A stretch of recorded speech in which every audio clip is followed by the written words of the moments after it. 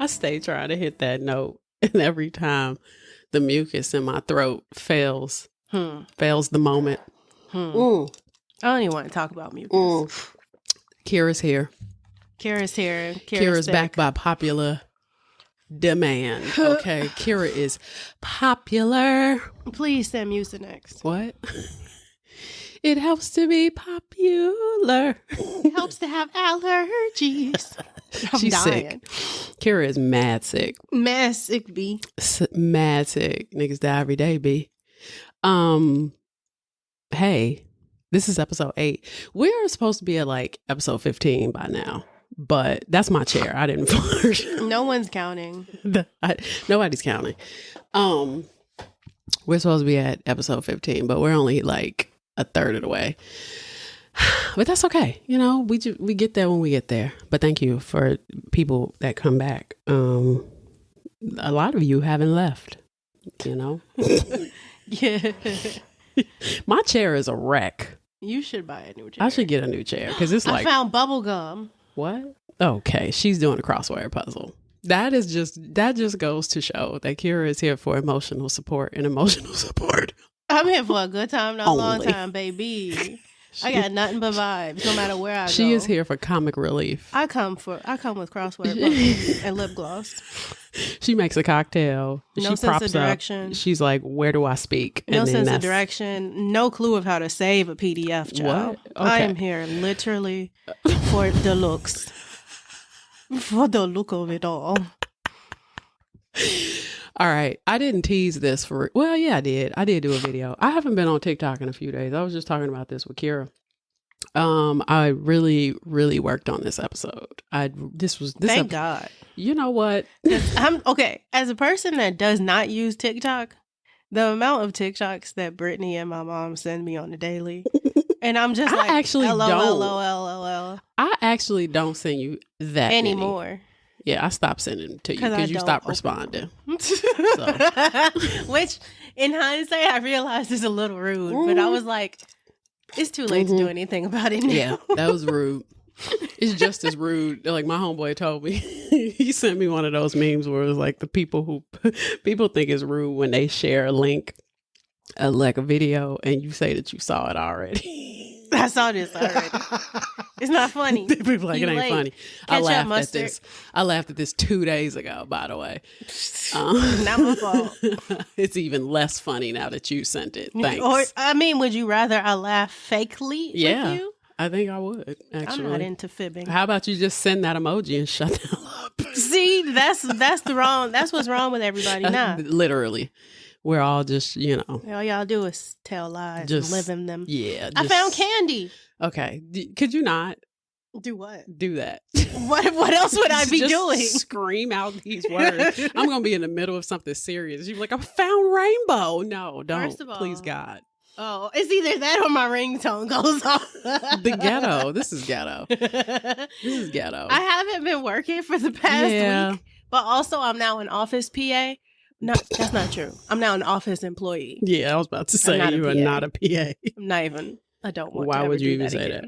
But I am an office employee, so now I can have a ringtone. Okay. Yes, you can. You are no longer on set where you have to be quiet. The old quiet on the set. So hey y'all. Thanks for coming back. Ooh. You know what? I'm so sorry. Yeah, that's pretty gross. But you know what? Yeah, Kirrah's sick. I said that already. Kirrah's not feeling well, so yeah. In addition to that, this is my first episode back after my surgical procedure. I'm well. This family is we are falling apart by a thread. And the youngest member of our family just turned 30. 30, yeah. That's the youngest member of the family, by the way. And we already know what's going on inside of me. Nobody home and so big. And the way I knocked me knocking control. On my pelvic region like doing. And I've taken so many birth control pills and Plan Bs that if you just blow inside my vagina, it goes. It's like this. Nobody home in Soulville. What do I do? What do I do? If you don't know what that's from. Suddenly feel. If you don't know what that's from, the next episode, we will be sure to shun you. So please provide first name, last name, and social security numbers because we will also rob Oh you. my God. No, we didn't. What? I told myself I was going to do that TikTok video and then I felt like it was insensitive. Which one? I was going to take the sound from the Tin Man from The Wiz and like, I was going to do a lip sync video like of my hysterectomy. Oh. And be like, ding, ding. I mean, I feel like something or like that needs to be laughed at. Or take it from like the Wizard of Oz, you know. When he bangs on his chest, it's like dong, dong, boing, boing, boing. I feel like that's worth it. That's gonna be so good. I think I'm gonna do it. Okay. Notebook. So hey y'all. Found notebook. Okay. Moving on. So thank you. This season 3, episode 8. What are we doing today, Kirrah? Is folder book a word? Nigga. I don't. Why would they put folder and book right next to each other? Anyway, so I am doing very well. My surgical procedure was easy peasy lemon squeezy. You hear me? I was walking around, moving around by day 5. I had Aperol spritz, 2 of them on day 5. And guess what? Next week, we're going to send her to the lady and see what her problem really is. I was moving around, walking around. Mama walked Luna for a week, but I had, she said too, I'm cleared to like actually work out, which I'm grateful for. I can actually lift a little bit of weight, but I should still take it pretty easy. So I'm gonna be good when we go to New York, but I can't get carried away. So, you don't have to worry about that. Yeah. Because I have a hard bedtime of 9:30. So I don't think there's too much that you can get carried away. There's not much time. And so, yeah, I'm clear. I go back in 4 weeks to, get my insides looked at, but everything came back benign. And your girl's good. I'm grateful. That surgery was $113,000, which I think America should be shot for. Line him up. Because he got hit like I got hit, but he ain't fucking breathing. You know what I'm saying? Many men wish death upon me. All right. Anyway, so this is season 3, episode 8. We are talking about today, the Red Chicago summer of 1919. Oh, okay. Now, most of you are probably like, don't know. Some of you may be like, ooh, I know what that is. Most of you are going to be like, no, I don't know what that is at all. And that's cool. The Chicago race riot of 1919. Okay. That's what that's about. Basically, thousands of Black people left the South. They were seeking opportunity in the industrial North. Racial tensions escalated, erupting in tragedy and violence. I'm going to break down what happened. I'm going to break down why it matters and how the events still mirror the political divisions we see today. So it's going to be serious, but of course, Kirrah's here, so it's not going to be that serious. Welcome to Barnum and Bailey's Circus.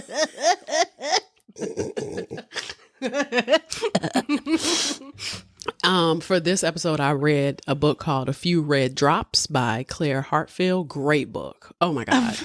It was a red dawn. See, already. It was a red dawn. And I watched the PBS documentary, which I'm going to start repping PBS documentaries because they trying to dismantle PBS and I do not appreciate that. And NPR. Yeah. And we need public radio. We need public radio. We need public television. PBS documentary, The Future of America's Past. The episode was season 2, episode 3 on Red Chicago. That was the episode. The poison. Excuse me. I'm mucusy too. Shoot. No surprise. Welcome to Chicago. Chicago. The poison on this episode is the Crooked Cowboy. Okay. That drink needs bourbon, ginger beer, grapefruit juice, and maple syrup. Maple syrup. Yeah, look, ugh. I didn't try it. I can't vouch for it, but maple syrup. There's just so many other things. I'm open to it. And you'll see why it's called a Crooked Cowboy in a minute. I found it. I thought it was dope. It's basically 2 ounces of bourbon, 1/2 ounce of grapefruit juice, 1 tablespoon of maple syrup, and you top it off with ginger beer. You basically put all those ingredients except the ginger beer, in a shaker. Because if you shake ginger beer, you're it's going to explode. Then you strain it into a cocktail glass. You top it with ginger beer, and then you garnish it with the cherry, and you got yourself a Crooked Cowboy. Okay, sip. We'll pretend like we're sipping ours. AKA, I'm like, for the record, I'm never not for the record putting maple syrup in my drink. You have had it though. I probably have, but you know what? A maple bourbon. First of all, you lost me at bourbon. Bourbon in the summertime is not my thing. Oh, I'm having Beyonce's whiskey right now with lemon lavender. Wait, give me some. Too late. Where is it? I actually like, okay. I hate that she even got that reaction. It was on the bar. I know, but I'm frustrating myself. You going, huh? Where is it? You fucking fool. I told myself I would not ever give that woman any more of my money. You literally just said whiskey was too hot in the summer. It's basically summer. It's 80 degrees today. It is. And it's 907 degrees in this room. Okay. But there is something about Sir Davis that I do like. It's really good with the lavender lemonade. I ain't gonna hold you. It kind of tastes like Jameson.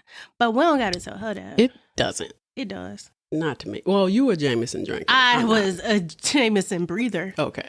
It tastes literally like Jameson without the hint of Jameson at the end. So it tastes like Jameson without the Irish. Maybe speaking of Irish. Union. We about to talk about them. We about to talk about them. It's not good. It's not good. First of all. Oh, I would like to say too, if you saw Sinners. Oh, God. And you were like, oh, I'm on a rocky road to Dublin. All that's going to go away. First of all, I don't think you should want to really go. You about to stop singing that song tomorrow. Because they were not polite. I can tell you what, no matter what comes out of this episode, I'm still going to pay them union dues. Oh, well, period. Well, yeah, you don't got no choice. I mean, but even if I did have a choice. Well, you don't, so it's fine. That's how racism works. All right, let's start from the beginning. Oh, excuse me, Jesus, what are we in the newsroom? Good night and good luck. Hey. Oh, that's actually airing this week. That's airing on Saturday. On what streaming service? Max. Oh. 7:30 on Saturday. I was thinking it was like NPR or something, but it's not. It's on Max. But you know what? Sorry, Jesus. We need that for theater purposes. We do. I'm going to watch it. I'm definitely going to watch it. I'm excited for it because I would love to see George Clooney as Edward Murrow. Man, I was going to actually. He directed the movie. He did. He wrote the play, didn't he? I don't know. Actually, I don't think I knew that. I don't know. All I know is I was about to give up my hard-earned money to see the play. Yep. But I could tell you what, he definitely directed the movie. The one with David Strathairn, the one that he starred in. I love that movie. Oh, George, how I love thee. Let me count the ways. Apparently, he's a very nice man. Spoke to him about him. I have a story about him, but I don't remember what it was. He has a very good rep in Chicago from when they were doing Ocean's 11. They did Ocean's 11 in Chicago? They did units of Ocean's 11 here. I think I learned something from Billy Dambra about him. Oh, probably because that was all his dudes. Yeah, he said that George Clooney's a good dude. I hear he's very sweet. All right, let's do this. Okay, so now the Great Migration happened in 2 waves. Okay, the first wave was in 1916 to 1940. The second wave was 1940 to 1970. So we're going to talk about the first wave. So in 1865, Illinois was the first state to ratify the 13th Amendment, which abolished slavery and involuntary servitude though it allowed such labor as punishment for crimes. Now, in Section 1, it states that neither slavery nor involuntary servitude, except for criminal punishment, can exist. Then in Section 2, it grants Congress the power to enforce this provision through appropriate legislation. Now, 3 years later, Black people were granted full citizenship with the 14th Amendment. Then 2 years after that, Black men were granted the right to vote with the 15th Amendment. By 1870, there were almost 4,000 Black people in Chicago fleeing the South. Now, as soon as Black men had the right to vote, John Jones organized Black people into the Republican Party, which at the time was the party of Lincoln, known as the Great Party of Freedom. As we know, Lincoln's actions ultimately led to the emancipation of the slaves, but we would later find out that it wasn't necessarily due to Lincoln's moral code. He wanted to preserve the Union, and he used emancipation to weaken the Confederacy. But alas, we move forward with the cards were dealt. John Jones was an abolitionist, he was a philanthropist, and he would be elected as the first Black Chicago city clerk in 1871.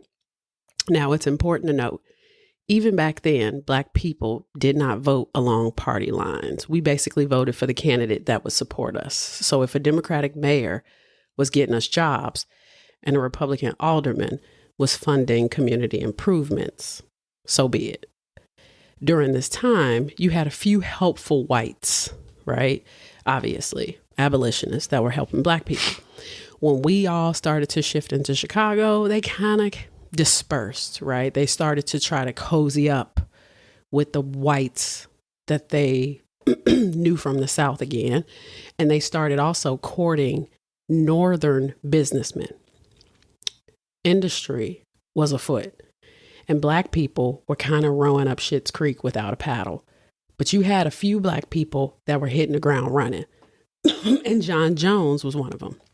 Another of them was Ferdinand Burnett, who was a Northwestern University law graduate.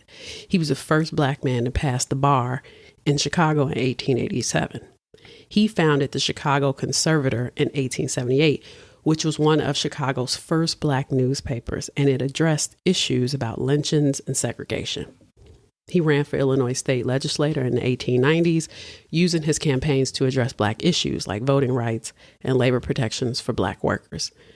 Now, he was also tapped by William S. McKinley to re-energize Black enthusiasm for the Republican Party.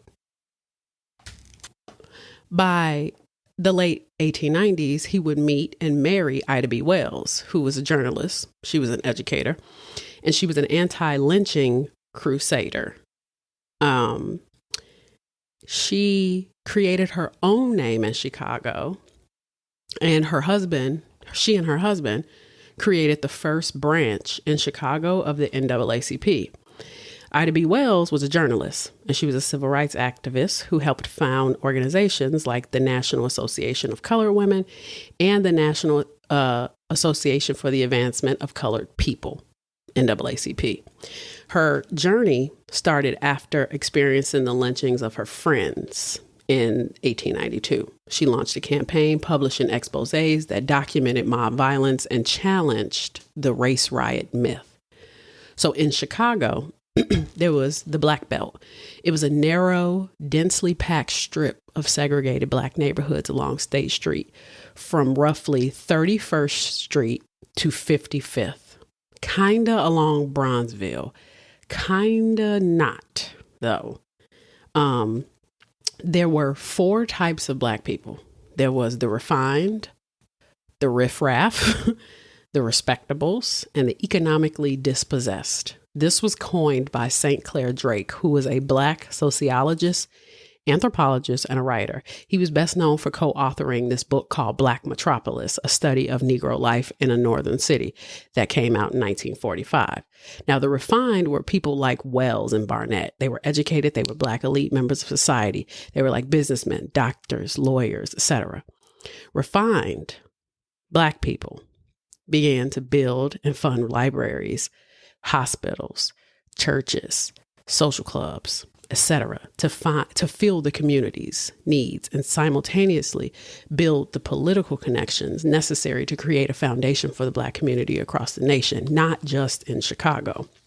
Hence, the NAACP. The NAACP's primary objective was to secure for Black Americans the same political, educational, social, and economic rights guaranteed to all U.S. citizens.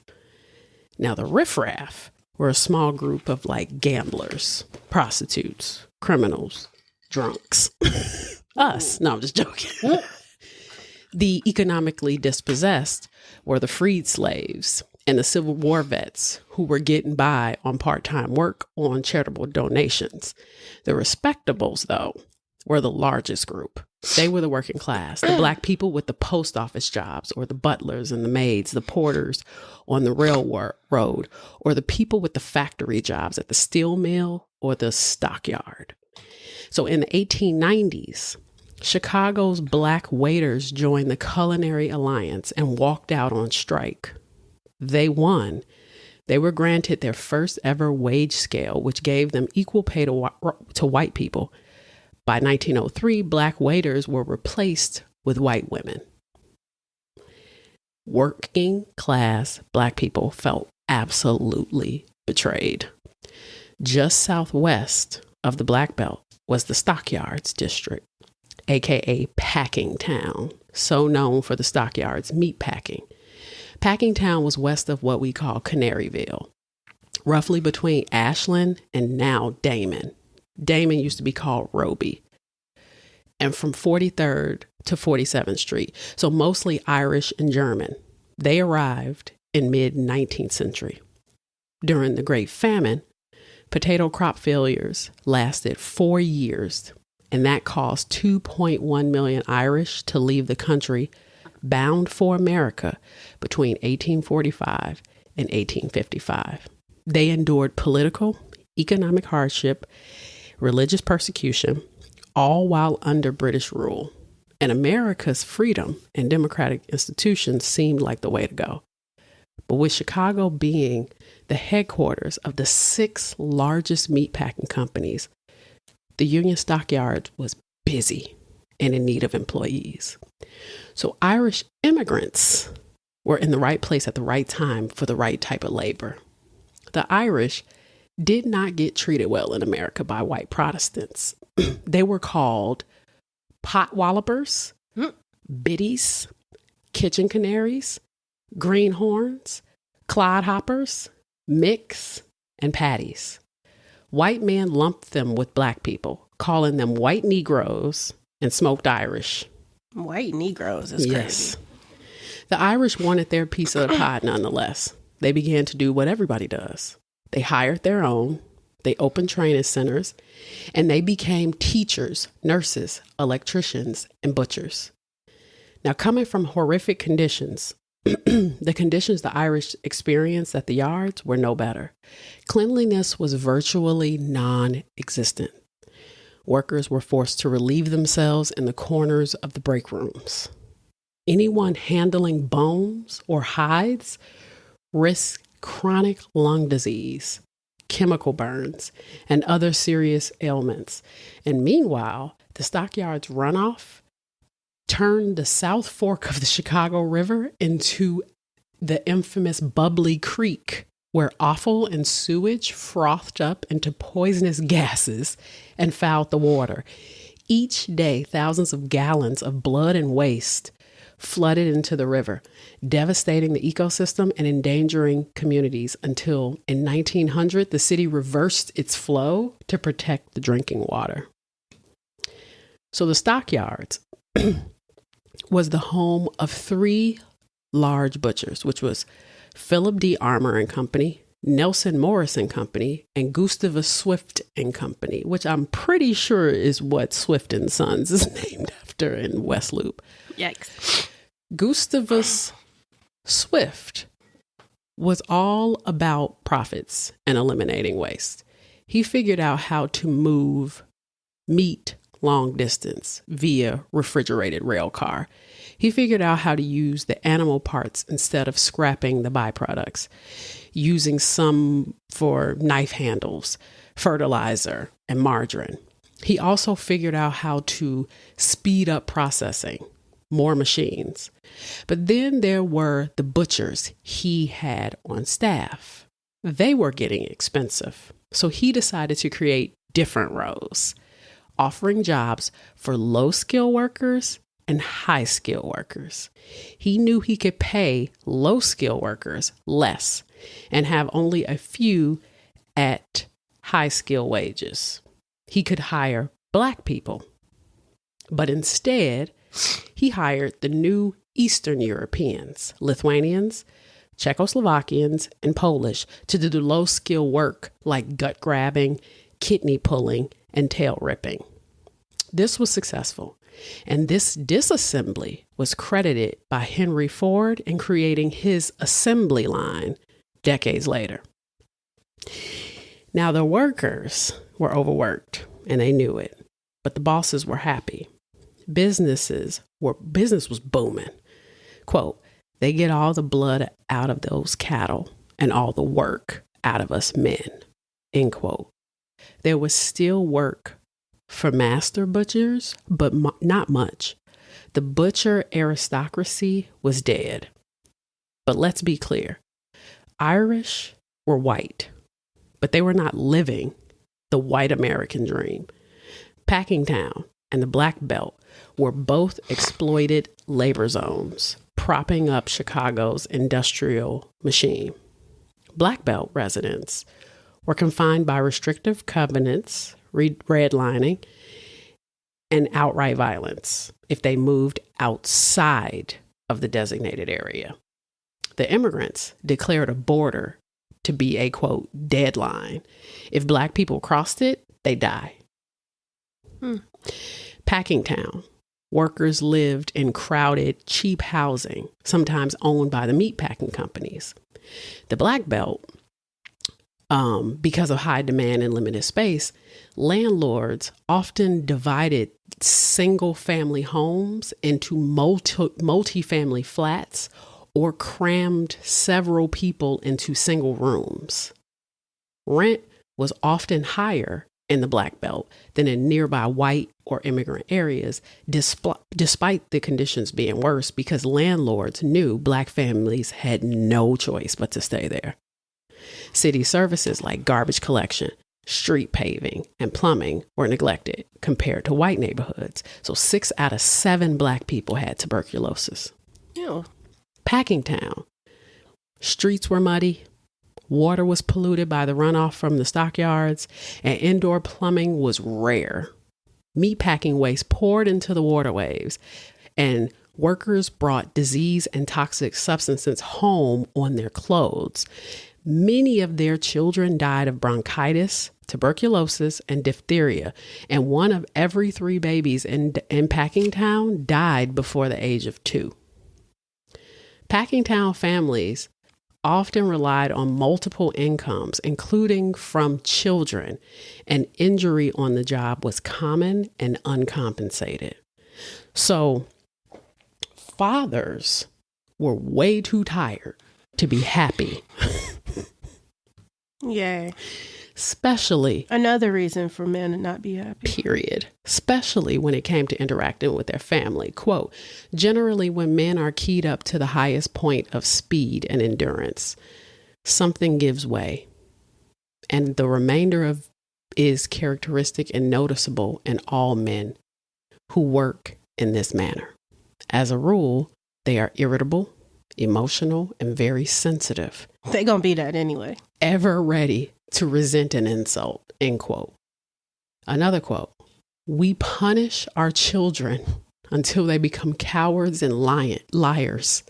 And then we deplore their heartless ingratitude when we in turn become weak and helpless. A drink with the guys was easier. The presence of the saloons, one observer commented, may be largely accounted for by the absence of decent and cheerful home life.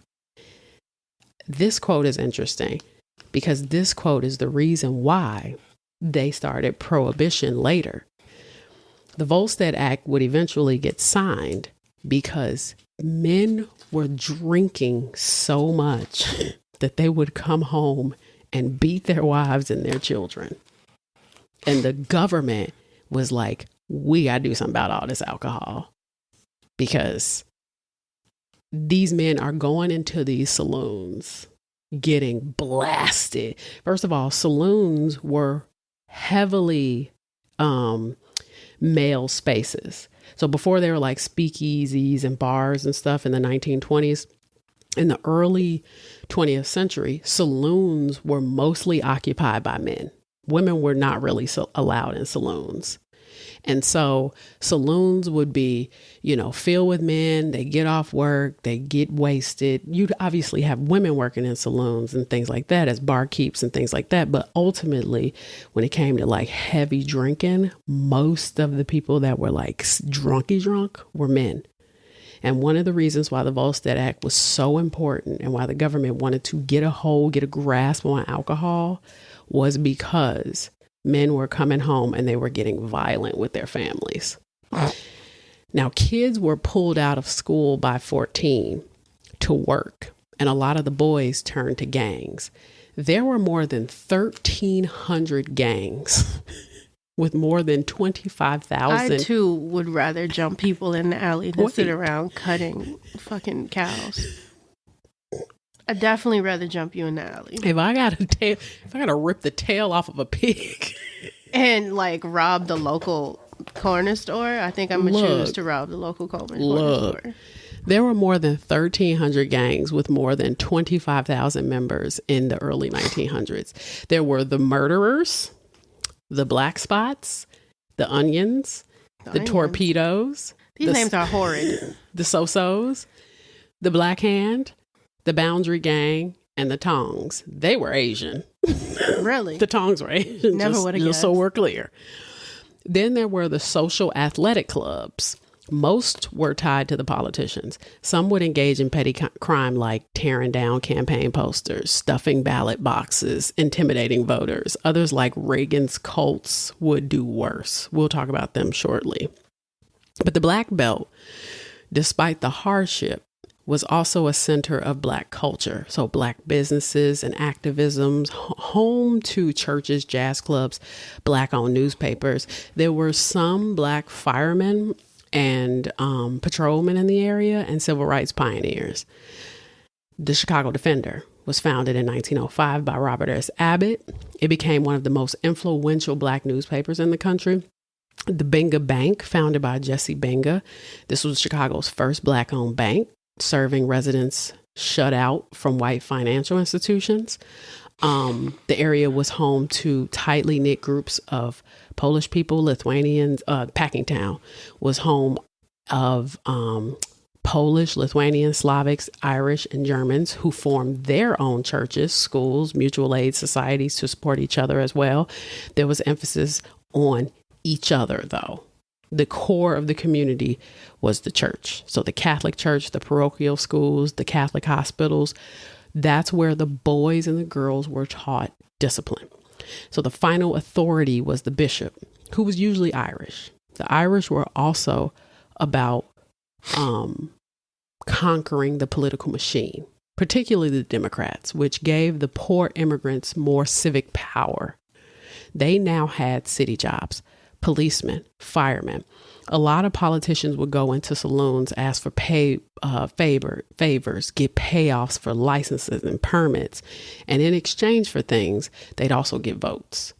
And with that type of civic power came some unsavory characters across ethnicities, but one in particular was Frank Reagan.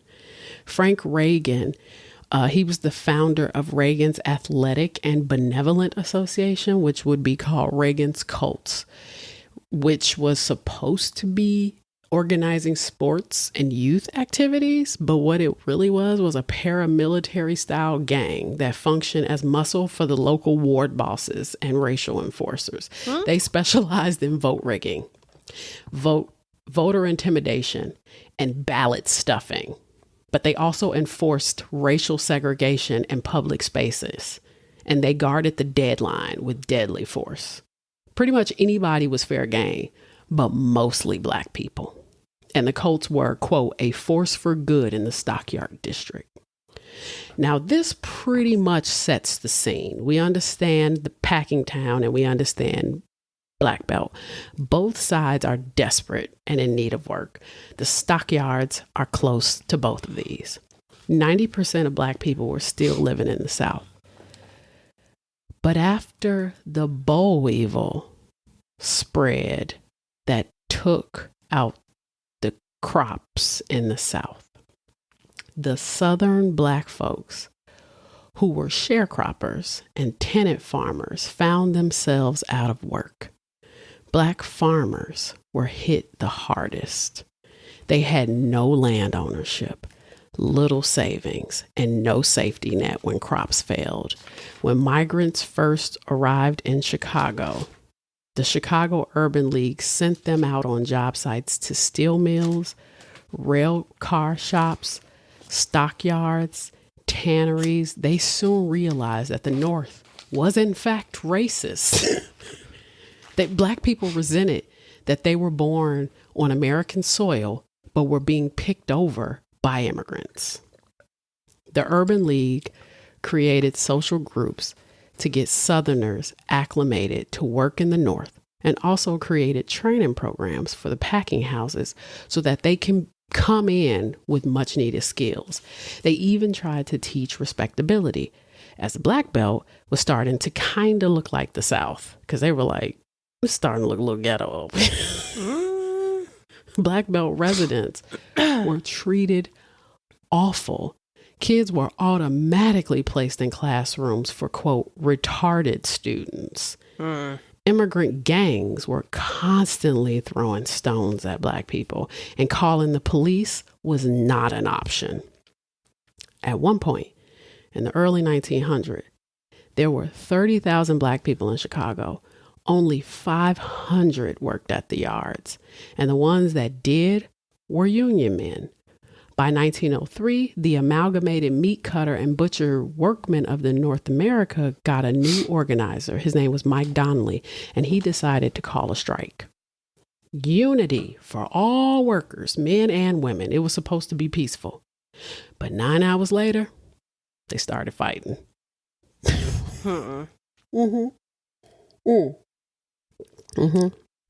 So Swift. Now at this point, Swift, the old Swift, is dead. This is his son. He decided to bring outsiders to work. And who did they bring in? Ghostbusters. Okay. Strike breakers. And where were they from? The South. They recruited 50 black people to work the stockyard while white people were on strike. Now, even though immigrants were showing up at the gates looking for work as well, who pissed off the strikers were the black people. The strikers, quote, were consumed with hatred, not limited to the strike breakers, but directed at blacks as a race, end quote.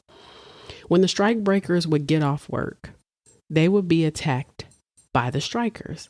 Walking home was dangerous. The community rallied for strikers. The police dismissed 80% of the claims brought up against them for violent attacks. And even with the donations and the community funding, the packing town residents suffered because they weren't working.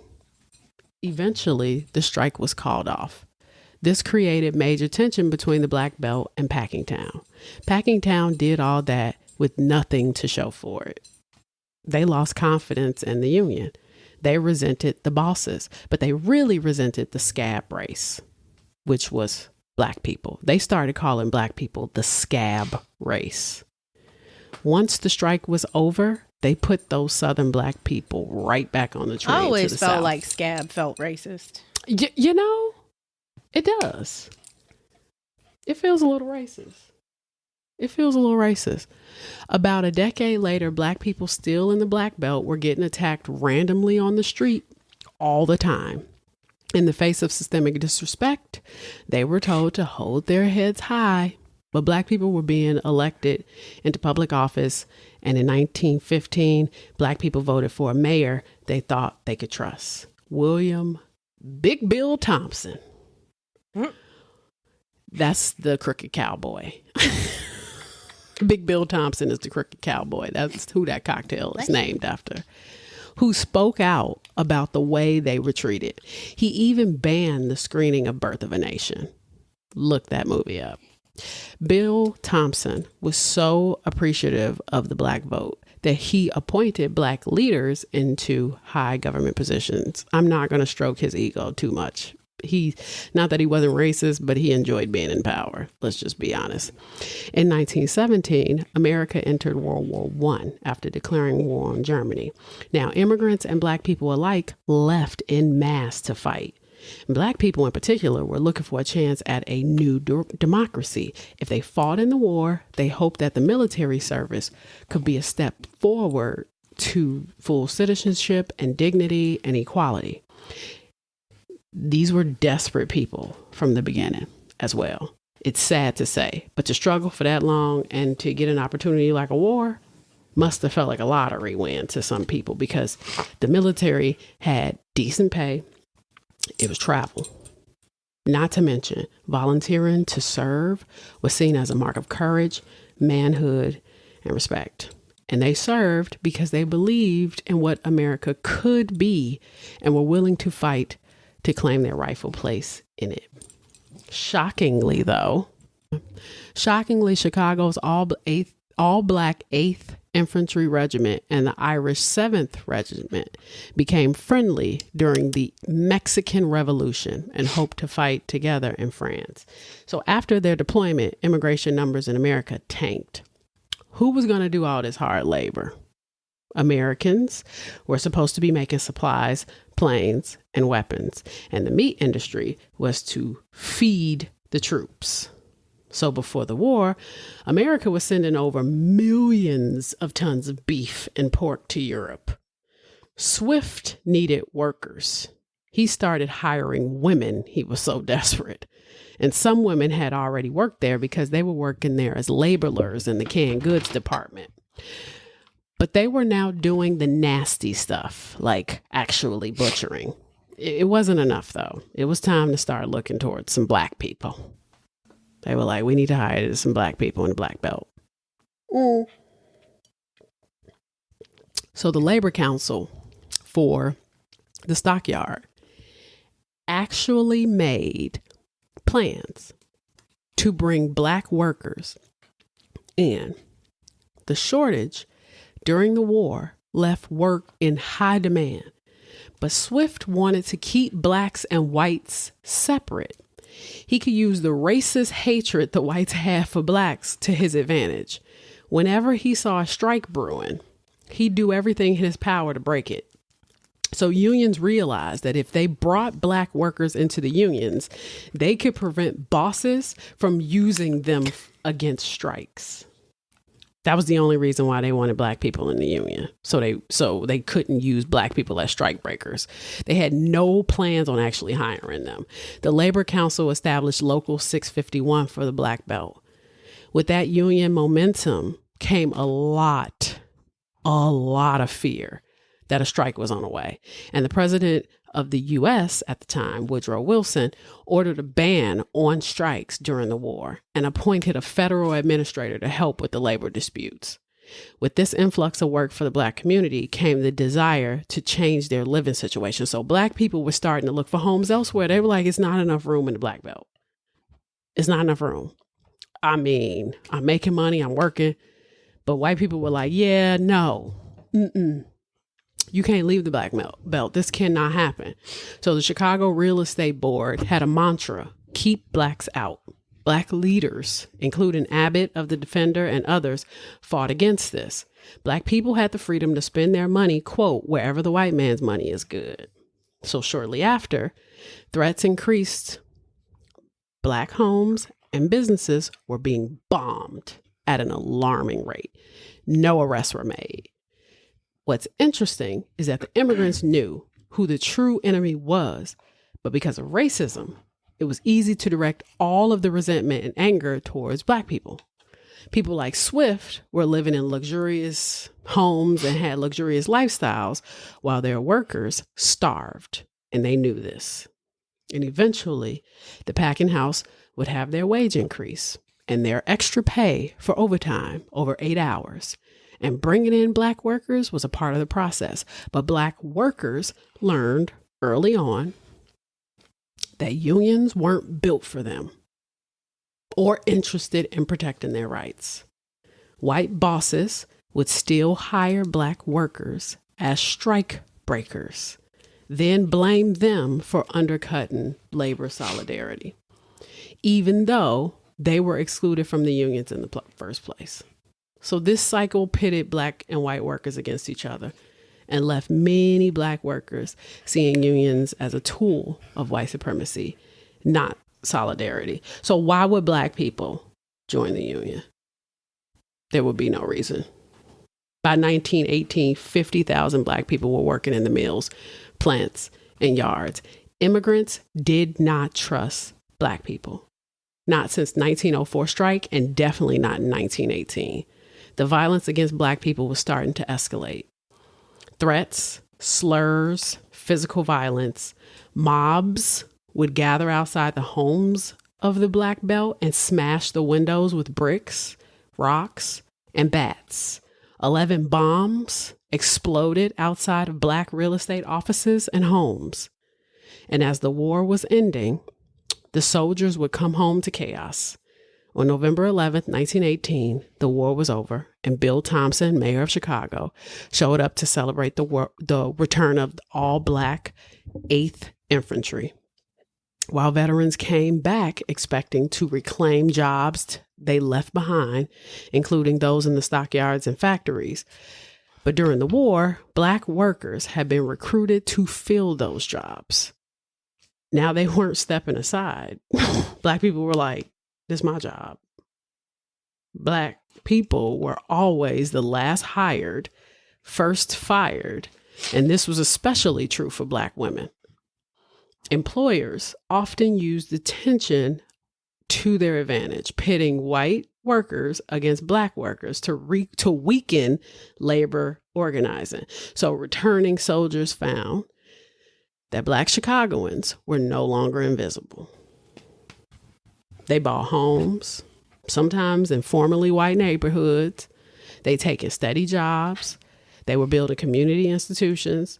And this challenged the white economic status.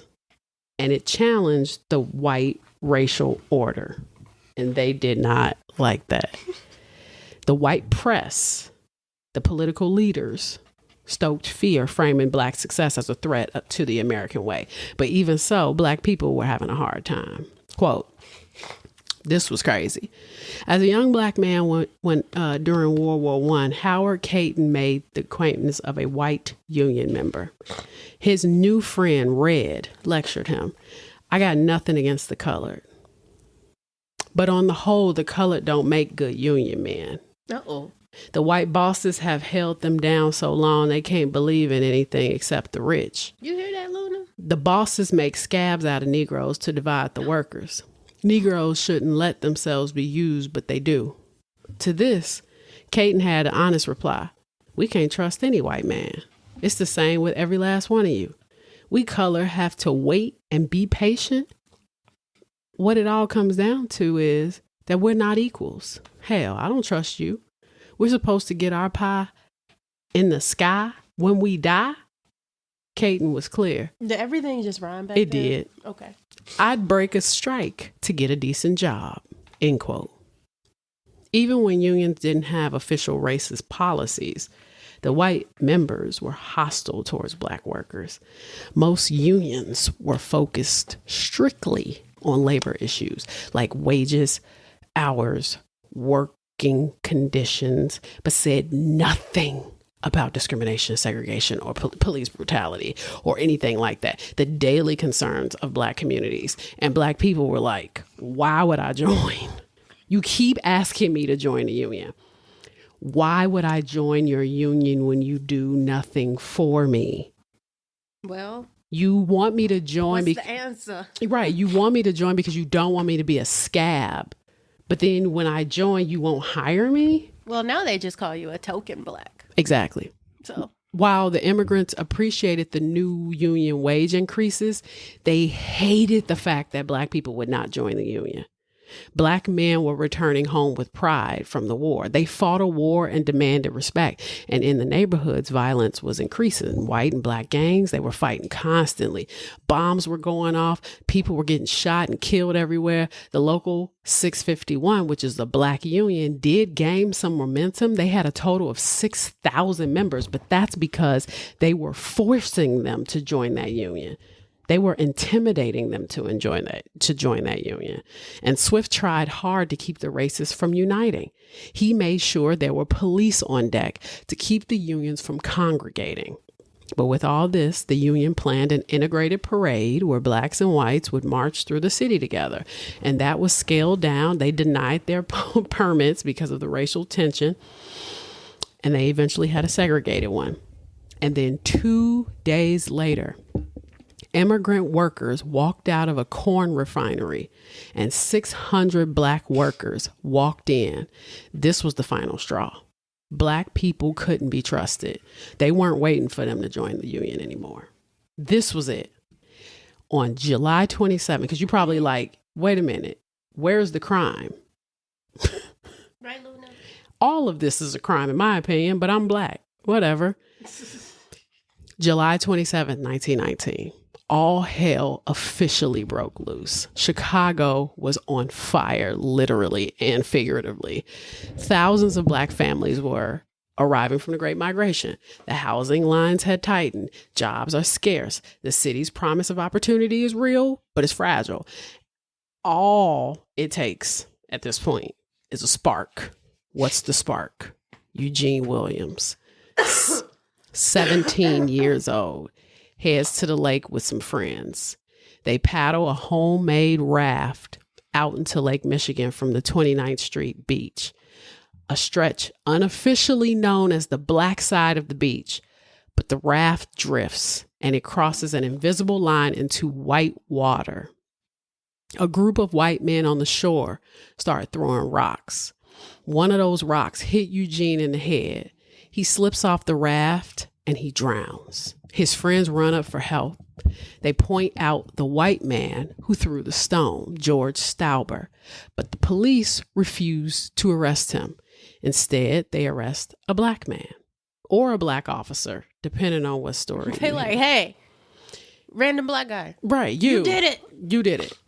And just like that, the lid blows off. The crowds gather at the beach. Black and white groups, they clash violently. The story of what happened would change depending on who told it. Reagan's cults used the anger as a reason to hunt Black people in the street. And by that very evening, they did. The violence got so bad that Black workers were afraid to show up for work. Like, they couldn't. Workers were afraid to cross into rival neighborhoods, and Black workers were harassed or assaulted near the job site. In some cases, they were told not to show up at all. How convenient. Thompson decided it was best to let the police handle it. Even though Black people were being attacked by white people and killed in some cases, no arrests were made. People were left dead in the street. Mayor Thompson eventually called the state militia, but the city police wouldn't accept the help. Violence was concentrated in the Black Belt, Canaryville and Bridgeport, and the Stockyards district. Violence erupted near the workplaces and the trolley lines. People could not even get on the trains. Thousands of people were traumatized especially the Black community. Over 1,000 Black people were displaced. Homes were looted. They were burned. They were destroyed by white mobs. Dozens of homes and buildings were torched, especially near the Black Belt. And areas along the deadline were absolutely destroyed. Black residents were pushed deeper and deeper and deeper into the Black Belt. Black-owned businesses were vandalized and destroyed. The small shops, the rooming houses, the taverns. And guess what else? Insurance claims were denied or ignored. Black families could not get compensation for any of the damage. Now, officers often refused to arrest white rioters. Some were accused of helping mobs and used force on Black residents disproportionately. 500 people were injured. There was people who were shot, stabbed, beat. 38 people were killed. 23 Black, 15 white. The Chicago Defender and the Chicago Tribune portrayed the 1919 race riot in radically different ways. One rooted in the lived Black experience and one rooted in the white establishment power. The Chicago Defender, which is Black owned and activist driven, their headlines were like, Negroes defend themselves as white mobs invade homes.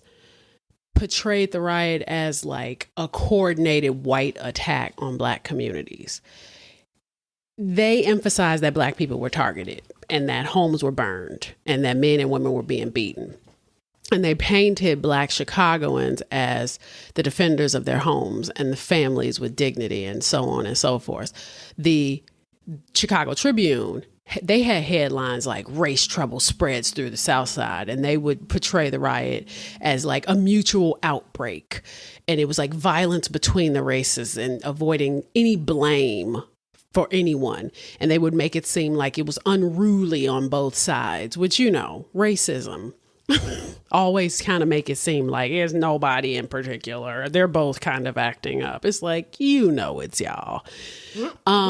In the documentary I watched on PBS, the historians explicitly said that the Chicago Tribune was racist. They explicitly said that that many scholars agree that the white people were the aggressors, hands down.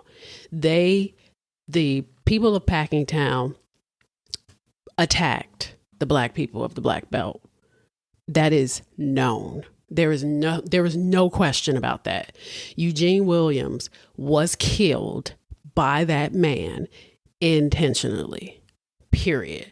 The racial tensions from the labor conflicts that had been going on at the stockyards led to the death of Eugene Williams. And by the 1919 riots, Black Chicagoans were forming like tight-knit voting blocks that would swing the elections. So Thompson's politics were transactional. Like, he didn't care about civil rights. He just cared about being in control.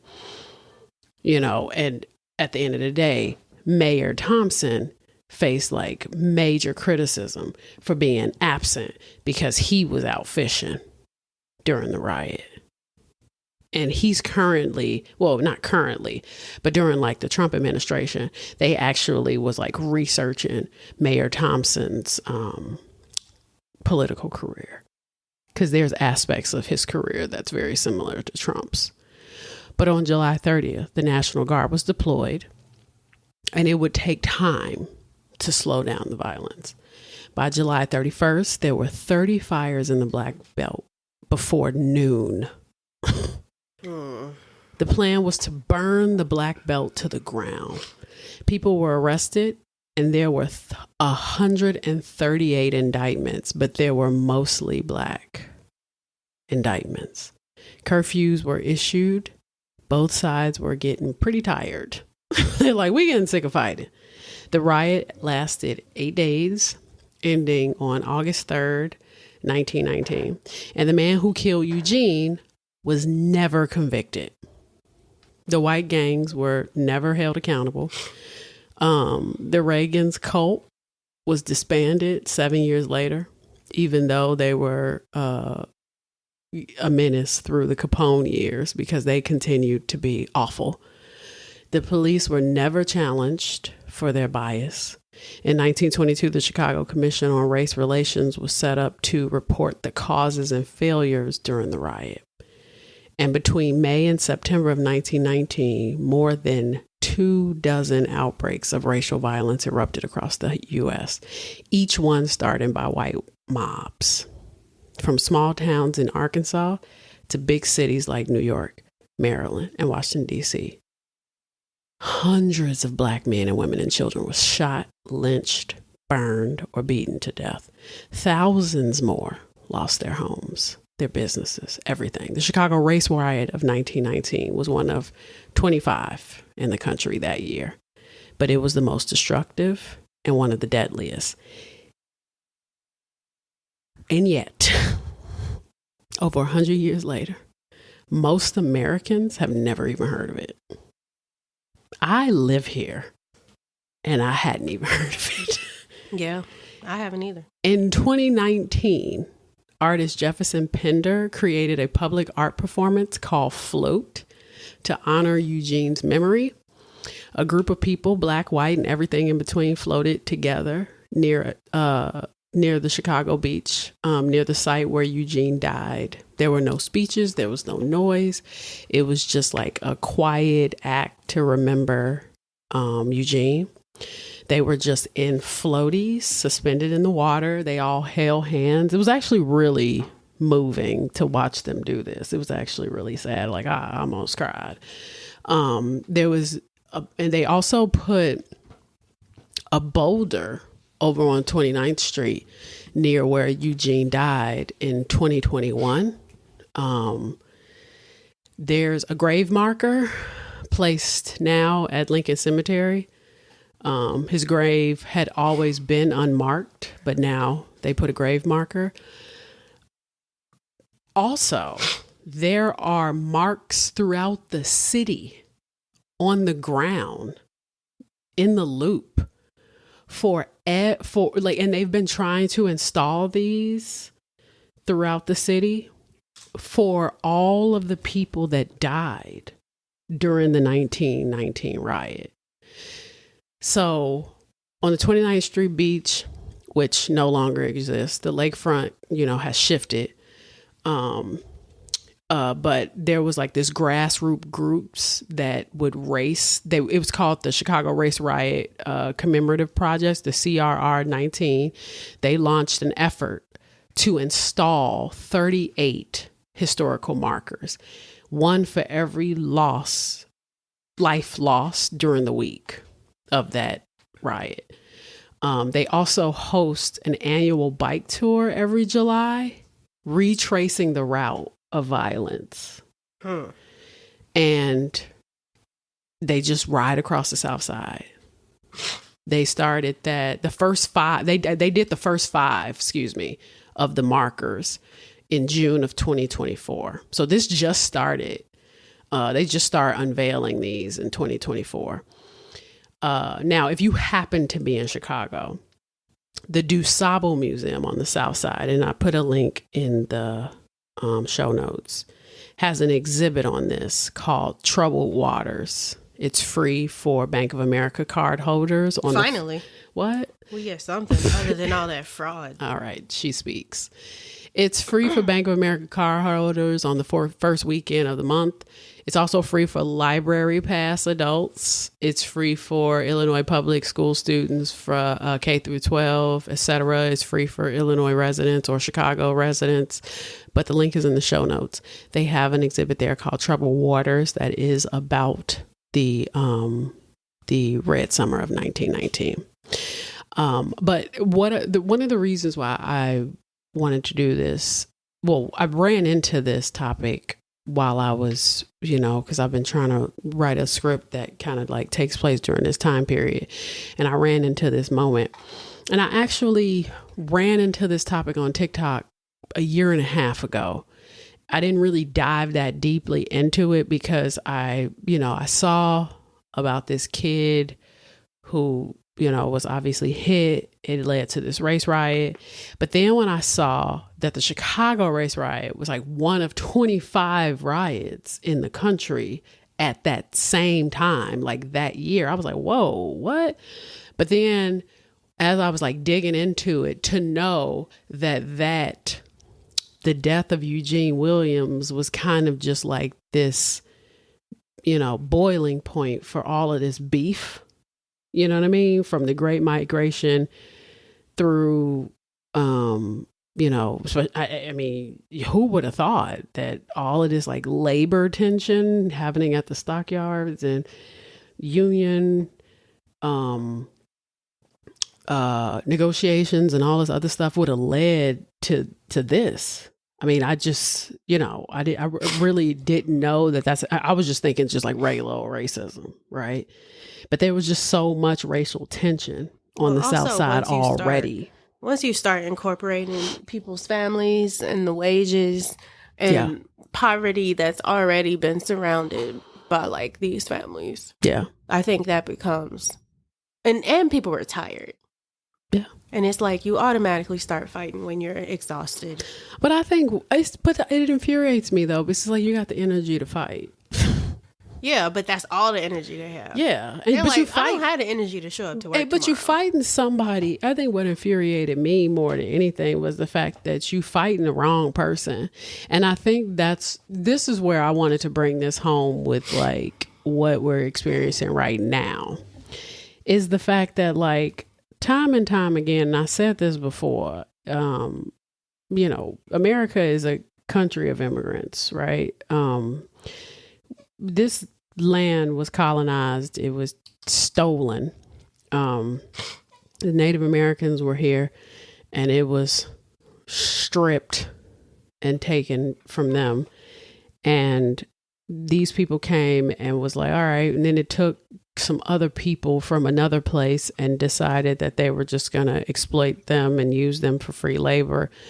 And then all of these people from somewhere else were like, oh, I hate where I'm from, so I'm going to go over there and be over there. And then they were kind of just like all told that they should just like hate Black people. It's like, oh, just so you know, those people over there, we don't rock with them and you shouldn't rock with them either. It was like they were all given this weird rule book on how to treat Black people.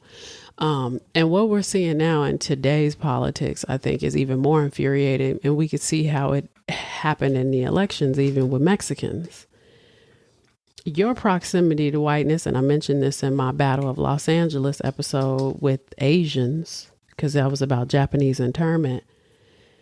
Your proximity to whiteness got you real confused because you thought that you were safe. Mm-hmm. And just like what they're doing with the Mexicans, just like what they're doing with the Cubans, all these Trump supporters that are being deported, all of these people who are immigrants that are being deported, who thought voting for that man was going to offer them some level of security and safety. It does not, because you are not white to these people. And at the end of the day, even the white people, if they're poor, are not even white to these people. Yeah. That's honestly, I think that's the kicker for me. Because like there's so many people that think that they're white no matter what. And it's like, no, baby, you damn near light skinned. You don't meet the qualifications. I've always said that you are too poor to be racist. Mm-hmm. Racism is a rich man's game. Yeah. Racism is a privilege. You are too poor to be racist. You do not have that's why I find toothless Trump supporters fascinating. You think you have the privilege to be racist towards me? You are insane. You can hate me, sure. The same way I don't like toothless people. Yeah. Or the same way that I don't really like a lot of things. Like I'm not a fan of toothless people. Yeah. I don't like peas. I've mentioned this before. That's mad specific. Yeah. But I say that to say like, just like I don't like other things, like at the end of the day, you cannot like me all day, but you are way below the pay grade to be racist. And this administration has proven that. And even this episode proves that. Because you have all these Irish people, all of these people who should have put all of that energy into Swift. Why you ain't going to his house and blowing his house up? Foolishness. Pull a Luigi. Swift should have got popped. Foolishness. You go to Swift's house. You go to there's 6 of the largest butchers. They live in the life of Riley. Go to their house. Mess up their empire. You should be throwing Molotov cocktail. Oh no, why? Because you got to go work on Monday. Oh, I see. Yeah, I'm like, they're not paying the bills though. I see. So because I'm down here with you, you want to misplace your anger and you want to redirect it because I'm down here with you. So you want to just be mad at me because I'm down here with, got it. Okay. Got it. Yeah. I feel like Black people are the only ones that kind of get that we are down here together. I mean, and barely, sometimes not though. Because we'll be in the hood because the truth of it is like Black people will be in the hood with a bunch of people of all different types. And we're just like, we down here. We all down here. I mean, it ain't a problem. That's what it feels like, no? That's what it is. And it ain't a problem till it's a problem. Yeah. That's why I love seeing videos where you see Black people just like vibing with other cultures. Like we can be on a cruise and see, a bunch of Mexicans vibing out and we don't know the language. We don't even really like the music for real, but whatever. We'll dance because it is what it is. But it's like, but when it comes to like other people just accepting us, they just won't. They just don't. They inherently do not like us. I mean, I kind of just feel like, I think that's the thing that just infuriates me is it's just like, we ain't got to get along. But like I said earlier, I just don't understand why your pride requires you to mistreat me. You can be totally prideful. You can be proud of your heritage without attacking other people. You can be proud of being white 100%. Like you should be. But that don't mean you should blow up my business. What's that about? Like, why is that the next logical step? Because in my mind, if you got to do that, then you're not proud of being anything. No. Like there's nothing to be proud of. And I've said it before too. I was like, I mean, are you really all that supreme? If you got to knock down a whole world in order to be better? Also, if everybody have to be, ultimately, are you that supreme if everybody else has to be at the lowest point in order for you to be supreme? That means you have zero competition. If you got zero competition, that means you're not that supreme. That means you suck, actually. Because if you were great, right, that means that we would all be able to compete. Also, are you that supreme if you can't even take over the world with the sun out? Because you're allergic. And you turn red. You're a plum. Can you? Are you capable? You need SPF 50. The actual sun. You need SPF 50. I use SPF 50 for my hyperpigmentation, but I tell you what. I use SPF 50 when my forehead is in direct sunlight and there's not a cloud. I have to be in a lot of sunlight. I have to be in a lot of sunlight. SPF 50. To like even go up that high to the point where like it's a little opaque. Honestly, a solid 15 is probably enough. 30 is a lot. Decent. 30 is my sweet spot, but 50 I'm sitting on the sun. Teflon. That reminds me of like 2 years ago where I scared myself so bad from sitting in the sun, and like I peeled for the first time, and I got so scared I went to a dermatologist. You're like, please help. I was like, oh my God, what's the problem? What's wrong with me? Do I have cancer? Am I dying? She was like, you are sunburned. Sunburned. Yeah. I was like, oh, this is what y'all deal with? I'm like, this sucks. Like I hyperpigment so quickly that I just started buying SPF 50 just to kind of like have as much UV protection. Well, yeah, as and available. that makes perfect sense. Because I'm not, because I don't have a lot of melanin. Like I have melanin, but I'm not as dark as most people. So to me, I'm like as much. Let's just top it off with an extra 20. I'm not as dark as most people either, but I can tell you what, I'm not allergic to the sun. Period. No, my cells do not react to the sun. And I have to be because when I'm in the Dominican, your girl be napping. I was gonna say I have to be in direct sunlight, no clouds, and I mean for over 4 hours. And can I say I don't reapply? I do not reapply either. I don't reapply. I have taken naps on the beach. You hear me? And have not. There's a rainbow. Oh, nigga, it's a motherfucking rainbow. Oh, it is a rainbow. I was like, oh. You like, oh. Anyway, this episode is ridiculous. This episode is crazy because it has been all over the place. I hope it makes sense. Whatever, man. Anyway, so, but no, my point in this episode too was just like, it is one of those things where I just couldn't, as I was like researching, I was like, this is the same thing that's happening like right now. Like here we got again, immigrants not getting it. Like you still don't get it. 100 years later, you still stupid and confused. You still thought that you could like knock us down and not feel anything, and here you are being deported. Good luck, dummy. Hope it works.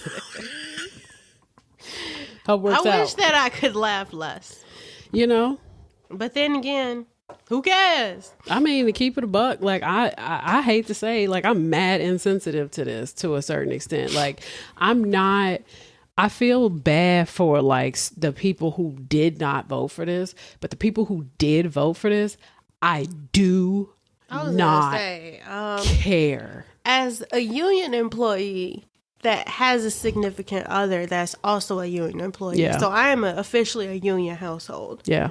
Neither one of us voted for this. Yeah. And we still deal with it daily. Sure. We deal with having to share a union with people that did vote for this. Sure. Which is mad awkward. Mm-hmm. You know, not necessarily me because my local is small, so it's a Chicago local. Yeah. But like my boyfriend's local.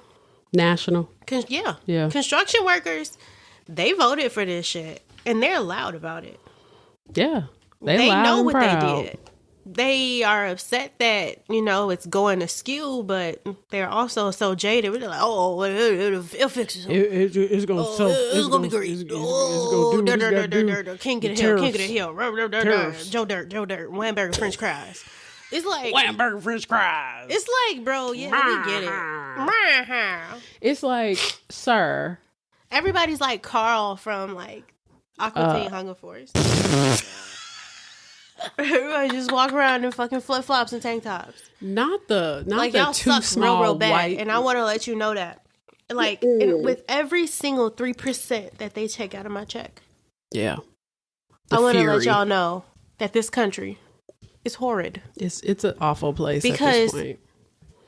First of all, I was the youngest and one of the only members of my union for a couple of years. And I've been in this union for 10 years. Yeah. At least 10. And I can say that being one of the only blacks. Not the blacks. The blacks. The negroids. The Negroes. Mm-hmm. Being one of the first few, and with my boyfriend being one of the only few that's also good at your job, they look at you like you're crazy. Yeah. Because they're like, oh, you're not just in this because the pay is decent and because you get benefits? Yeah. No, the thing is, they still think of us as lazy motherfuckers. Yeah. They still think we're of no good. No real value. But it's like, I can literally lift more than you've ever lifted yourself. But when it come time, like this episode, to unionize and to, oh my God, we need you to sign. Like what's happening with Mama right now? Did she tell you about that? Where they want her to sign that union card? Oh, no. You need to talk to her about that. Oh dear. Where they always need us. Like during the strikes where it was just like, we need to stay strong. Brother and sister, come together now and sign this position. Don't you cross that picket line. Don't cross it. I haven't got me a job in 5 years. I'm like, I'm not in the union, by the way, full disclosure. But what I will say is that, like, I've been anti-union for years. I had an ex-boyfriend who was union. Steve, right? Steve was union. Steve was construction as well. And he was pro-union, but he's a white dude. So it was like, okay, cool. But I remember talking to him about it, and we never had arguments or anything about it. But I remember telling him, I was like, I don't rock with unions for real. And it was like, no disrespect. I understood the idea of labor organization, but I also understood very early on, especially as an accountant, how non-beneficial it was in a real sense in the 21st century, because what it really turned into was a pension and health plan. It's a middleman. It's really an employer of record. So what they do now, during Jimmy Hoffa days, they would probably more so, one, they were racist. They still racist, but what they would probably more so do is kind of like help you get jobs, make sure that your union rates, that you were getting the rates that you need, make sure that you had a place to go if you were being disrespected, mistreated, things like that, right? You had a central location, a place that you could go in the event you had issues. Mm-hmm. You had a support system. Then this is the house where your health care lives, where your pension lives. You pay them dues, they handle all of that, right? This is your brotherhood. But when later on down the line, when I started to realize that certain people were not being admitted into the union, right? Especially in Chicago, like, especially as we were getting into the union, I'm noticing there's a lot of fat Italian Teamsters, but I ain't seeing no black people. I'm seeing a lot of Irish. I'm seeing a lot of Italians. I'm not really seeing a lot of black people. I'm seeing black people, not seeing a lot of black people. I'm seeing a few Mexicans, not seeing a lot of Mexicans. I'm seeing a lot of work go to the same people, right? I'm seeing a lot of people who are construction getting the same jobs over and over. I'm seeing a lot of nepotism over and over and over again. I'm seeing a lot of people kind of like navigate this because their legacy. Yeah. Their dad's uncles, dad's cousins, father, granddaddy's dad has been in this union since the beginning of the union.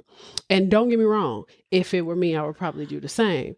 But I am also one of those people that I understand extending things and teaching for others as well. Like, I'm not just going to extend something out to you. I got friends I want to help too. You know what I mean? I'm not going to just like offer up an opportunity for somebody that just doesn't deserve it. They would be giving stuff to anybody. Yeah. It's kind of like, we talking about people who would literally be high on cocaine in the union. Yeah. You're talking about a political landscape where people are easily able to jump through hurdles, not take drug tests, not have to do this, not have to do that, not have to, you know what I mean? Like, these are not these where they're able to navigate through things where the rules just do not apply to them. And sometimes it is based off fear. Sometimes it's based off strong arming. Sometimes it's based off, oh, well, you can't do that because that's such and such son. Yeah. Sometimes it's stuff like that. But when I started to realize that, I was like, oh, well, this is a scam. And then when the strike happened and I realized, oh, y'all been finessing this whole time, because how we on strike for 4 months and you ain't got no money? Where the money at? How is it that you on strike? That means that just tells me that you've been robbing Peter to pay Paul. Because how is it that you on strike? All these people been paying dues. You're talking about people been paying dues for 40 plus years, ain't took no break. For real. You got some people who've been paying into that pot ain't been on a real vacation, ain't took no personal time to go to the doctor. But when a strike come, you like, hey, so we got Cobra. Could you run us that 12 hundo for the Cobra? You had no contingency plan for them people. How is it that you have no break glass for emergency? That just tells me that there is an abuse of funds, some pension money being misused somewhere. Mm-hmm. And usually that's salaries, kickbacks. That's something somewhere. Yeah. There's some shakedowns. So that's what I'm saying. Like, if you're using the union as an employer record so people can say that, oh, okay, well, such local number 1, 2, 3, they keep my records on how many hours I got. So when I'm contacting the X, Y, and Z and I could say I got 44 hours this week, you know what I'm saying? They got that. Then, okay, that's what they are then. Mm-hmm. But don't make it seem like they're this grand organization where I can call them. Remember when they used to be like, oh yeah, just call the union every Tuesday, but you got to make sure it's at 7:00. And that still goes. And don't get me wrong. Like, I know Chicago is small. We don't always have a lot of jobs. And I know there's still a lot of jurisdictions where they do. But I'm like, you know, like places like New York and things like why in New York, for example, you got certain roles. Let's say costume designer. It's easy sometimes. But I'm not even gonna say a specific role. But why is it easy sometimes for a New York designer to work in Chicago? But it's not always easy. I mean, I'm not gonna say designer, but why is it sometimes easier for a New York person to work in Chicago than it is for a Chicago person to work in New York? Because of New York politics. I mean, well, yeah, the New York politics, and also the lack of connections between the New York and Chicago politics. Yeah, their unions don't exist together, depending on the position for some reason. How New York gonna sit up here and contact somebody and say, yeah, we gonna take her? Because they do that. They do stuff like that. That person is unionized in LA. She shouldn't be. We gonna take her because she in Chicago. Yeah, because every it's like, for example, when you live in a neighborhood, your neighborhood has an alderman. Mm-hmm. That alderman is in control of what happens in your neighborhood only, and they only care about what happens in your neighborhood, right? Not anything outside of it. And let's not talk about that. And they're real. The problem is there's some cities that are more strict on that than others. Yeah, New York is one of those places. Very strict. Well, they're like, you can't park here. Mm-hmm. I don't care when you got here. I don't care where you come from. Yeah, you can't park on this street. Right. They have that same thing, but they don't care if it's the other way around. Yeah. It's basically, you can do whatever the fuck you want to do. Mm-hmm. But when it comes to us, we will not be doing that. Yeah. And we do not accept it. Yeah. That's why to me, I'm like, Chicago legislation need to be, if New York people feel like they can just pop over into Chicago and just work in Chicago, then it needs to be on a negotiating table that it's interchangeable. Chicago people need to be able to just hop up and work in New York. You don't get to just come to Chicago and work. Well, the thing is too, I don't know how deep that goes either, because it does. I can say that the times where I've left Chicago to go work in New York, it was weird, but it was also during a weird time period. Yeah, where it's like, there's not an abundance of work in Chicago, so it's okay for me to go according to my union. Yeah. But there's even less work in New York. So they're like, why would we accept people when people in New York ain't working? Right. So that I understand. Yeah. We don't want to accept outsiders the problem is too, in my department, they feel like all we do is fold and hang clothes. Yeah, for sure. So they're like, anyone can do your job. Yeah. Not true. But But like with your situation in particular, you were also requested. I was requested. That's what annoyed me about that situation. It was like you were being requested by somebody and you were also being requested by an A-lister. Well, the thing is, if that A-lister ain't being respected, then people below him not going to be respected either. Yeah, for sure. And I mean, he's not respected anywhere. Yeah. Most black people aren't. Yeah. So I wasn't all that surprised. That's wild when your top of show is like not respected. Well, I wasn't all that surprised by it, mostly because like that show don't care about him. Yeah. And neither do them white people. Yeah, for sure. So I'm like, it's not much that I expect them to do. You know, I mean, we as black people, we respect him because we know who he is. But at the same time, I don't expect them to know. And also, he's union. He is. And he hence, hither, therefore, where's his union? Yeah, exactly. It's full circle. It's like, it's where does his brotherhood come up and be like, excuse me? It doesn't exist. Exactly. Because he's won the awards. Yeah. He's put in the money for the foundations. He's done the donations. He's got 40 years worth of grunt work. Yeah. And he's also got schools in different countries to help other people. Right. So it's not even like there's selfishness involved. It's the union and their selfishness. Mm-hmm. They don't care about black people. Yeah. Which I don't expect anyone to. Which is the topic of this podcast. Right. I don't expect it. Which is why when I hear these things about the union, I'm like, oh. Surprise, surprise. I mean, I knew what it was before I even joined it. Yeah. I mean, and that's the thing. It's like, I know that like doing this episode is not like a revelation to anybody.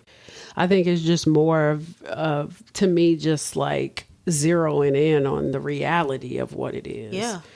And, you know, kind of like narrowing the focus a little bit and making sure that it's clear and understood that like your position in this world, and not even just for us, because I think black people understand it very well.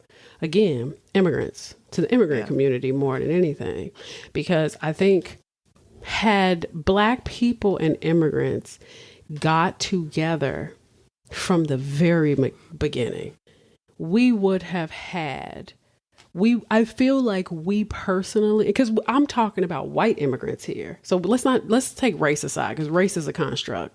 It's not even a real thing. So if we take these white immigrants in this episode, Irish, Germans, Lithuanians, Czechoslovakians, whatever, Italians, Italians not specifically included in this episode, but we'll take the ones that I talked about. And let's say they decided to work with black people. Think about all the progress they would have made together in the union.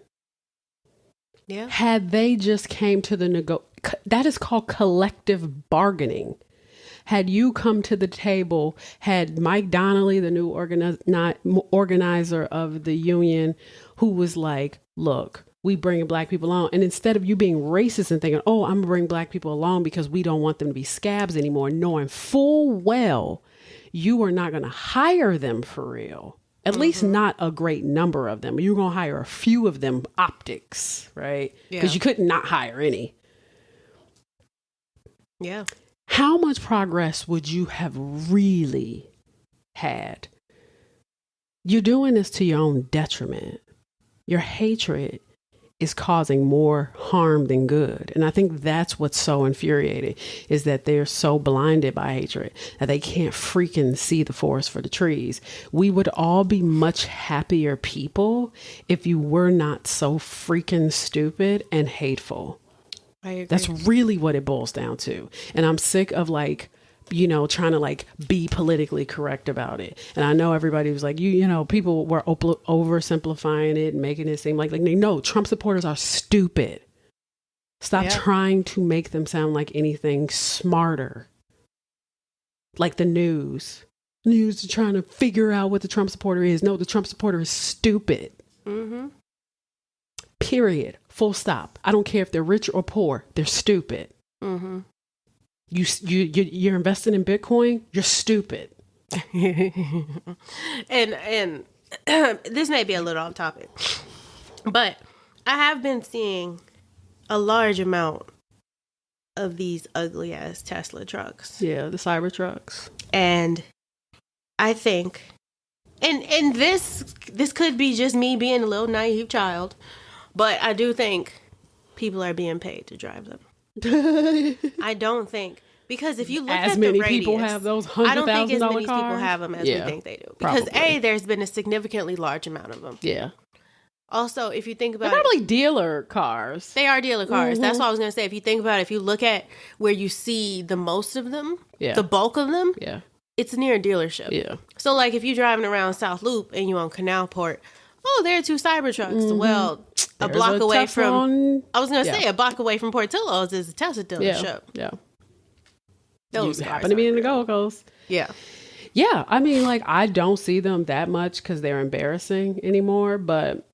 I see them because I think they're ridiculous. I saw at least 3 today. Yeah, they're so ugly. They're so ugly, but also I'm like, I don't think y'all are actually buying them. No, they're probably I not. think people are taking them out to drive them. Yeah. Because why else would people be driving those? It could be. I mean, and then of course there's always going to be like the rich douche somewhere who decides that he wants one. Oh, yeah, for sure. I've seen someone drive it. And I was like... You really bought that? First of all, it's ugly. It's so ugly. Second of all, when you wake up in the morning, is that what you feel comfortable getting into in the car? Like, when I wake up and I'm like, oh, I'm going to go get in my little Mazda. Right. It's comforting. Mm-hmm. Do you feel comfort when you get in that piece of shit, Tonka? No, they don't. There's no part of that truck that will make me be like, this is the one. Look at that color. First of all, it comes in like 2 colors. First of all. Like gray and black. It's ugly. They're both matte. Full stop. Also, how do you see out your rearview mirror? It's well, and it's faulty. It looks like a tank. People literally die in those things. Like when people get into accidents, they turn into stoves because they heat up. They heat up and they literally, if you can't get out of that, it turns into an oven and you burn alive in it. That's probably for the best. That one, I think somebody told me like some basketball player's like daughter or something like ended up cooked in one of those because she got into an accident or something like that. And once they can't get you out of it, I mean, it's faulty. It's all around faulty. Everything that Elon Musk touches is doo-doo at this point. First of all, the Tesla wasn't even his to begin with. But second, he's circumvented every safety precaution for any sort of vehicle that post Tesla at this point, because honestly, he's an idiot. I'm like, he's a drug addict. So you heard that he like pees on himself now from all of the ketamine use. He's a drug addict. He's flat out. I mean, he looks a little slow. Yeah, he's a ketamine user. They found out he's doing like ecstasy and Molly on top of the ketamine. He does mushrooms. Honestly, I don't blame him. I mean, I don't. But at the same time, it's like, yeah, do I want you in the Oval Office though? Like, nigga, go to the Amazon. I don't need you. Amazon. I don't need you in politics. Go to the Amazon, like the rainforest. Not the factory. Not the factory, but like go to that island where the Amazon originated. And Jeff Bezos is just like, oh. God, that bald mannequin. Whatever. All right, we're off on a tangent now, but I hope you all enjoyed the episode. Taco Bell. Oh, I'm hungry. Why would I want Taco Bell? I'll catch you all on the flip side. You all enjoy the rest of y'all. Whatever. And please wash your hands. What? Yeah, wash your hands. Kirrah's sick because she caught something from somebody somewhere. And wash them hands. Yeah. With soap. And warm water, lukewarm water, maybe 35 And make sure you build up a lather. Get under the nails. The key is the lather. And if you don't have an Apple Watch, like just count using one Mississippi. And I hope you all enjoyed the Crooked Cowboy. I didn't because I didn't drink it, but I'm going to try it one day. I don't know. Cowboys, they get white. Because he was white. Yeah. All right. Bye. Bye.